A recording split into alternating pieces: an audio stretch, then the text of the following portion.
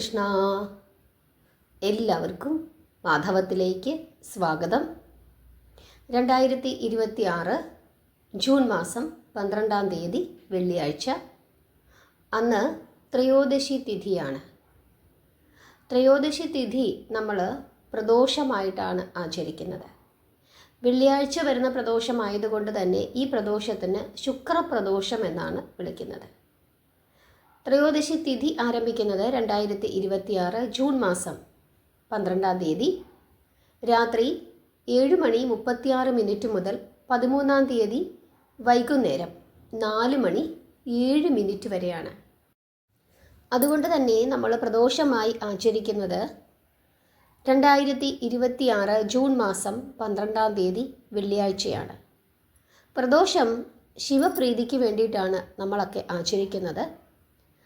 ഇത്തവണ പ്രദോഷം വന്നിരിക്കുന്നത് വെള്ളിയാഴ്ചയാണ്. അതുകൊണ്ട് ഈ പ്രദോഷത്തിന് ശുക്രപ്രദോഷം എന്ന് വിളിക്കുന്നു. അതുമാത്രമല്ല ഇത്തവണത്തെ പ്രത്യേകത.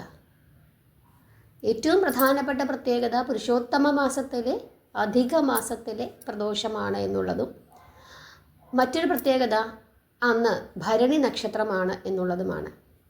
ഈ ഭരണി നക്ഷത്രത്തിന് ഒരു പ്രത്യേകതയുണ്ട്. അതായത് സതീദേവിയുമായി ബന്ധപ്പെട്ടിരിക്കുന്നു ഭരണി നക്ഷത്രം. പ്രത്യേകിച്ച് കാമാഖ്യാദേവിയുമായിട്ടൊക്കെ വളരെ അടുപ്പമുള്ള ഒരു നക്ഷത്രമാണ് ഭരണി നക്ഷത്രം. ശിവനും ശക്തിയും കൂടി ചേർന്ന് വന്നിരിക്കുന്നു. അതുകൊണ്ട് തന്നെ വളരെ വിശേഷപ്പെട്ട പ്രദോഷമാണ് ഇത്തവണത്തേത്. അതുകൊണ്ട് എല്ലാവരും തന്നെ സന്ധ്യാസമയത്ത്, അതായത് നാളെ 12-ാം തീയതി വെള്ളിയാഴ്ച സന്ധ്യാസമയത്ത് 6:40 മുതൽ 8:57 വരെയുള്ള സമയത്ത് പരമാവധി സമയം, ഇനി വ്രതമെടുത്താലും ഇല്ലെങ്കിലും പരമാവധി സമയം നമഃശിവായ മന്ത്രം ജപിക്കുകയും ആ കൂട്ടത്തിൽ ഓം ശിവശക്തി നമ എന്ന് ജപിക്കുകയും ചെയ്യുന്നത് വളരെ വളരെ ശ്രേഷ്ഠമാണ്. ശിവക്ഷേത്രത്തിൽ പോകുന്ന എല്ലാവരും ശ്രീ പാർവതീദേവിയുടെ തിരുനടയിൽ നിന്ന് ഓം ശിവശക്തിയെ നമ എന്ന് 108 തവണ അവിടെ നിന്ന് ജപിക്കണം. ഇപ്പോൾ നിങ്ങൾക്കൊരു സംശയം തോന്നാം, ഞാൻ പോകുന്ന ശിവക്ഷേത്രത്തിൽ പാർവതീദേവിക്ക് പ്രത്യേകിച്ച് ക്ഷേത്രമില്ലല്ലോ എന്ന്. എല്ലാ ശിവക്ഷേത്രങ്ങളിലും ദേവീ സാന്നിധ്യമുണ്ട്. നമുക്കെല്ലാവർക്കും അറിയാം, ശിവന് പിൻവിളക്ക് തെളിയിക്കാറുണ്ട്. ആ പിൻവിളക്കിൻ്റെ മുമ്പിൽ ചെന്ന് നിന്നിട്ട് ആ ഭാഗത്ത്, അതായത് ഭഗവാന്റെ നടയുടെ ആ പുറകുഭാഗത്ത് ചെന്നു നിന്നിട്ട് അവിടെയുള്ള ആ കെടാദീപത്തിൽ, ആ ദീപത്തിൽ കുടുംബജീവിതത്തിൽ ബുദ്ധിമുട്ടുള്ള ആളുകൾ നിർബന്ധമായും തന്നെ ഈ 2 നാമങ്ങളും നാളത്തെ ദിവസം ജപിക്കുക തന്നെ ചെയ്യണം. അങ്ങനെ ജപിച്ചു കഴിഞ്ഞാൽ നിങ്ങൾ എന്താണോ ആഗ്രഹിക്കുന്നത് ആ നിലയിലേക്ക് നിങ്ങളുടെ ജീവിതം പോകും എന്നുള്ളത് 100% ഉറപ്പാണ്. മനസ്സ് നിറഞ്ഞ് ഭക്തിയോടുകൂടി എല്ലാം ഭഗവാനിൽ സമർപ്പിച്ച്, ദേവിക്ക് സമർപ്പിച്ച് പ്രാർത്ഥിക്കണം.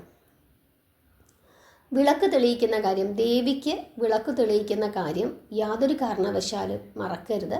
അത് നെയ്യ് ഉപയോഗിച്ച് തെളിയിക്കാം, വെളിച്ചെണ്ണ ഉപയോഗിച്ച് തെളിയിക്കാം, അല്ലെങ്കിൽ നല്ലെണ്ണ ഉപയോഗിച്ചിട്ട് തെളിയിക്കാം.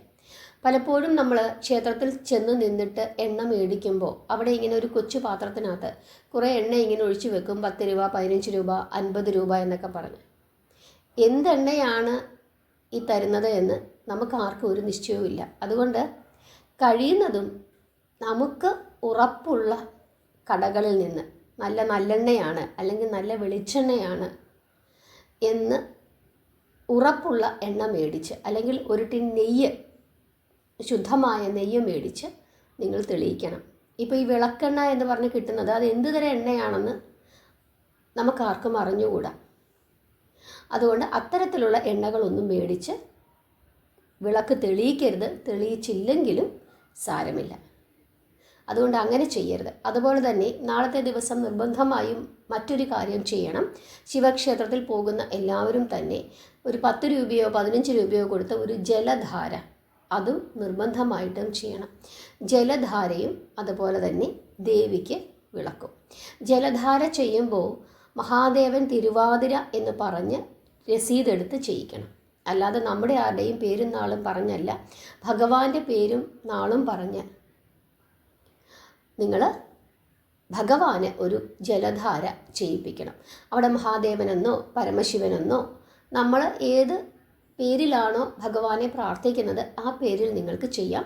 നാളെ തിരുവാതിര ഒരു ജലധാര, അതുപോലെ തന്നെ ദേവിക്ക് വിളക്ക്. ഈ 2 കാര്യങ്ങളും നാളത്തെ ദിവസം മുടങ്ങാതെ തന്നെ ചെയ്യണം. സന്ധ്യാസമയത്ത് നിർബന്ധമായും നമശിവായ മന്ത്രവും ഓം ശിവശക്തി നമ ഇങ്ങനെയാണ് ജപിക്കേണ്ടത്. ഓം ശിവശക്തി നമ എന്ന് തന്നെ ജപിക്കണം. അതുപോലെ തന്നെ മിക്ക ശിവക്ഷേത്രങ്ങളിലും കൂവളം കാണും. കൂവളത്തിനെ വലത്തു വെച്ച് പ്രാർത്ഥിക്കുമ്പോൾ, കൂവളച്ചെടിയെ വലത്തു വെച്ച് പ്രാർത്ഥിക്കുമ്പോൾ ഓം കുബേരായ നമ എന്ന് പറഞ്ഞ് ജപിച്ചുകൊണ്ട് വലത്ത് വെച്ച് പ്രാർത്ഥിക്കുന്നത് 3, 7, 11 തവണയൊക്കെ വലത്ത് വെച്ച് പ്രാർത്ഥിക്കുന്നത് വളരെ വളരെ ശ്രേഷ്ഠമാണ്. കാരണം കുബേരൻ കൂവളച്ചെടിയുടെ ചുവട്ടിൽ, കൂവളത്തിൻ്റെ ചുവട്ടിൽ വസിക്കുന്നു എന്നാണ് വിശ്വാസം. അതുകൊണ്ട് തന്നെ കൂവളത്തിൻ്റെ ചുവട്ടിൽ കുബേരൻ ഇരിക്കുന്നുണ്ട് എന്നുള്ള വിശ്വാസത്തിൽ കൂവളത്തിൻ്റെ ആ ഒരു വൃക്ഷത്തിനെ നമ്മൾ വലത്ത് വെച്ച് പ്രാർത്ഥിക്കുന്ന സമയത്ത് ഓം കുബേരായ നമയെന്ന് ജപിക്കണം. പഴയ കാലത്ത് ആളുകൾ പറയും ഇല്ലേ, കൂവളം കെട്ടടം, കൂവളം നശിച്ചാൽ ആ വീട് മുടിയുമെന്ന് പറയും. അങ്ങനെ പഴയ ആളുകൾ ഇങ്ങനെ പറയും. കൂവളം നശിച്ചാൽ അവിടെ ആ ഏത് വീട്ടിലാണോ കൂവളം ഉണ്ടായിരുന്നത് ആ കൂവളത്തിനെ നോക്കാതെ ആ കൂവളം നശിച്ചു പോയാൽ ആ വീട് മുടിയും എന്ന് പറയും. അതിൻ്റെ കാരണം ഇതാണ്. കാരണം കൂവളത്തിൻ്റെ ചുവട്ടിൽ ആര് വസിക്കുന്നുണ്ട്? കുബേരസ്വാമി വസിക്കുന്നുണ്ട്. കുബേരൻ ഇല്ലാതായാൽ, അതായത് മഹാലക്ഷ്മി കൊടുക്കുന്ന പണം അത് ആർക്കൊക്കെ വീതിച്ചു കൊടുക്കണം, ആർക്കൊക്കെ കൊടുക്കണമെന്ന് തീരുമാനിക്കുന്ന ആരാണ്? ഖജാൻജിയായ വൈശ്രവണനാണ്, കുബേരനാണ്. അങ്ങനെ കുബേരൻ്റെ വാസസ്ഥാനം തന്നെ ഇല്ലാതായി പോയി കഴിഞ്ഞാൽ, നശിച്ചു പോയി കഴിഞ്ഞാൽ പിന്നീട് ആ പ്രദേശത്ത് അദ്ദേഹം ഉണ്ടാവുകയില്ല. അതോടുകൂടി ധനവും നഷ്ടപ്പെടും എന്ന നിലയിലാണ് പഴയ ആളുകൾ അങ്ങനെ പറയുന്നത്. അതുകൊണ്ട് തന്നെ ഈ കാര്യങ്ങളൊക്കെ പ്രത്യേകമായിട്ട് ശ്രദ്ധിക്കുക. അതുപോലെ തന്നെ ശിവക്ഷേത്രത്തിലെ ആലിന് അത് രാവിലെ മാത്രമേ ശിവക്ഷേത്രത്തിലെ അല്ലെങ്കിൽ ഏതൊരു ക്ഷേത്രത്തിലെ ആയാലും ആലിന് വലത്ത് വെച്ച് പ്രാർത്ഥിക്കാൻ പാടുള്ളൂ.